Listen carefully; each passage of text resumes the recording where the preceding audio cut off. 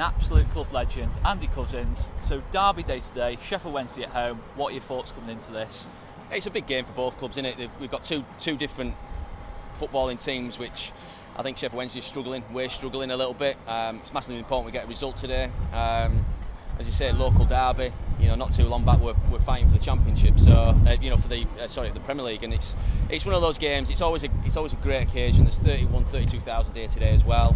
But we need to put performance in, because the boys haven't the last couple of 3 weeks. It's been poor, so they really need to roll up the sleeves and put performance in for the manager. That's one of the things, really. It's not just the poor results recently, it's been the poor performances, not just losing 1-0, 2-0, it's been 3-0, 4-1, all that lot. But a big part of the problem over the last couple of weeks has been the midfield partners of Adam Forshaw. Since Paul Heckingbottom's come in, we've tried pretty much every combination imaginable. For you, as a former midfielder, what would be your preferred pairing in that midfield too?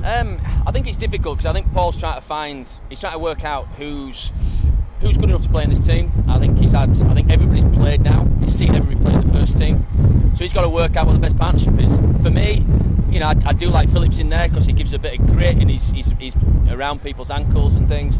I do like Vieira, but it's always difficult the second season. So Forshaw obviously has got to be in there, because for me he's one of our best players, but he just needs to play a little bit further up the pitch, which I think everybody needs to play a bit further up the pitch. I think we're struggling in the midfield because we're too deep.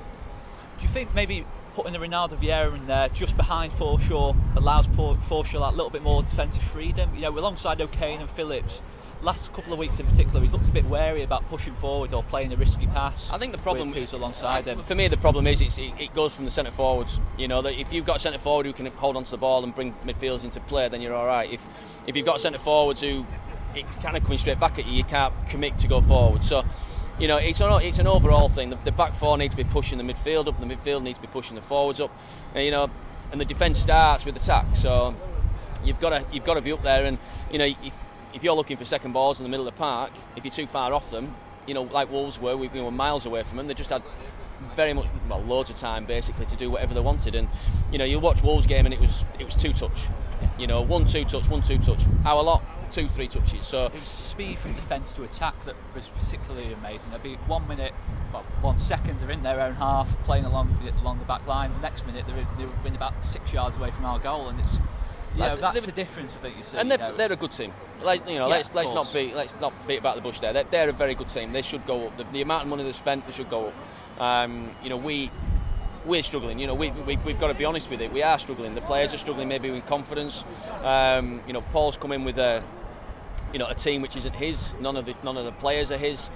He's got to work with what he's got, and it's a difficult situation. But today they've got to put performance in. And the boys have just been saying it. Gordon Strachan used to say to everybody, if you're not having a good game, just run around.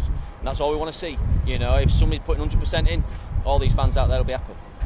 And to finish on with a bit of a positive, one big positive for us has been in the form of Bailey Peacock-Farrell. The last 2 games, he's made some crucial saves.